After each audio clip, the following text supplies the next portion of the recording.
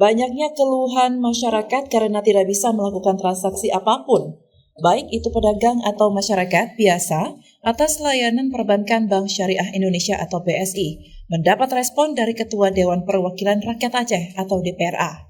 Sebagai wakil rakyat Saiful Bahri alias Ponyaya, selama erornya sistem jaringan BSI, banyak mendengar keluhan yang dirasakan masyarakat. Ponyaya mengatakan, DPRA sudah bermusyawarah terkait keluhan masyarakat tersebut dan menilai bahwa Kanun Aceh nomor 11 tahun 2018 tentang Lembaga Keuangan Syariah atau LKS harus direvisi kembali. Hal ini bertujuan agar bank konvensional bisa kembali beroperasi di Aceh. Menurut Ponyaya, tidak ada salahnya jika bank konvensional beroperasi di Aceh.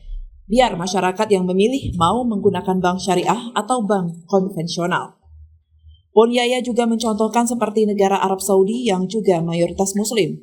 Negaranya maju, ekonominya makmur, dan masyarakatnya sejahtera. Tetap ada bank konvensional di sana. Menurutnya, kanun LKS sangat mungkin untuk direvisi. Dirinya dan anggota DPRA lainnya akan berkomitmen dan mencari jalan keluar atas keluhan masyarakat serta akan melalui kajian terlebih dahulu.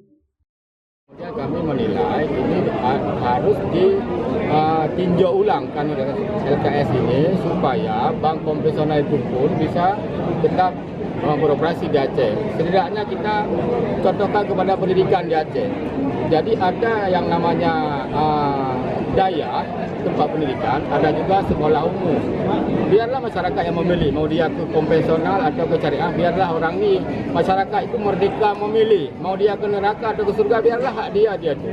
Gak usah pemerintah seolah-olah ini adalah surga, ini adalah neraka, jangan kita kasih tahu yang neraka itu bagaimana, yang surga yang mana.